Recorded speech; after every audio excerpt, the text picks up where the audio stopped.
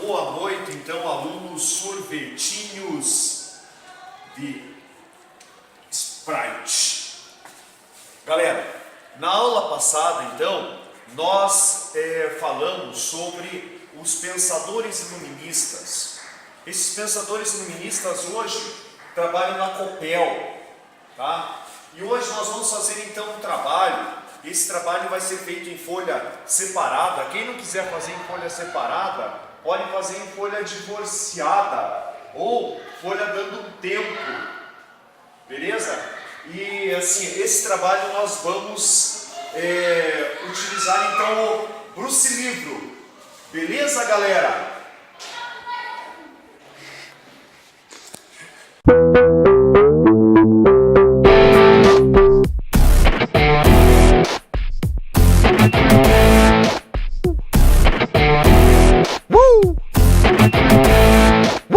Olá, galera, tudo bem?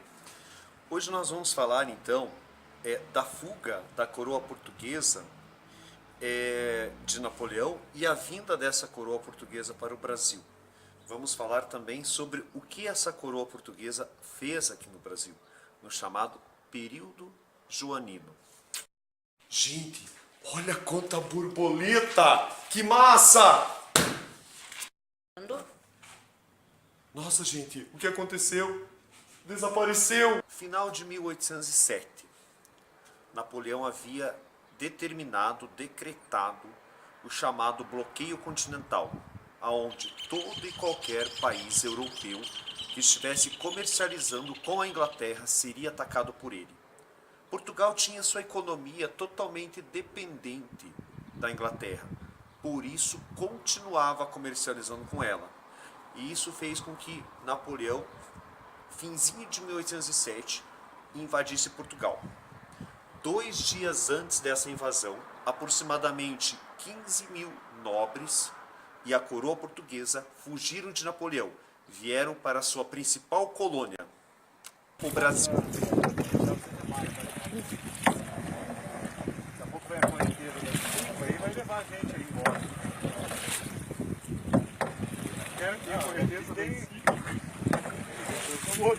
Galera, a viagem não foi fácil. Tá?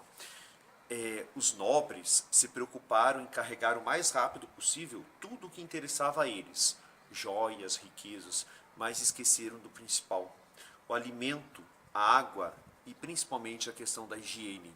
2 meses no navio, aonde faltou água, aonde as questões de higiene eram precárias, infestação de piolho. Por isso, quando esses 15 mil nobres desembarcaram, tanto no Rio de Janeiro, como também em Salvador, as mulheres desses nobres vinham com turbantes, com panos enrolados na cabeça, para esconder o piolho. E o mais interessante disso é que as mulheres aqui no Brasil, ao ver essas nobres com esses panos enrolados no pescoço, acharam que era a última moda lá na Europa. 2 semanas depois, as mulheres aqui na colônia também usavam esses panos aí para seguir a moda, supostamente a moda europeia da época aí. Galera, a situação aqui na colônia era muito precária na época, né? A gente não tinha estrutura para esses 15 mil nobres viverem aqui. Então, esse período é marcado assim, por um período de grande modificação, transformação aqui no Brasil. Tá? Se construiu escolas, se construiu museus, teatros, se fez o jardim botânico, se fez obras de urbanização no Rio de Janeiro, se construiu, se ampliou portos, estradas interligando a colônia, e se criou até um banco, o chamado Banco do Brasil, em 1809. Ou seja, o Banco do Brasil que a gente tem hoje foi criado em 1809. Tá? Outra coisa muito interessante desse período é a questão assim, de que, como não haviam casas boas para esses nobres, então assim, a coroa portuguesa, né, escolhia algumas casas melhores. Essas casas elas eram requeridas, tá, pela coroa portuguesa para que um nobre pudesse então viver nessa casa. o mais interessante é que as pessoas que viviam nessas casas se sentiam lisonjeadas de ter a sua casa usada por uma família de nobre. Tá? Então elas saíam, deixavam suas casas para que esses nobres, essa família de nobres, pudesse viver nela. Só que é claro, gente, essas casas nunca mais voltariam realmente à mão dos seus proprietários, né?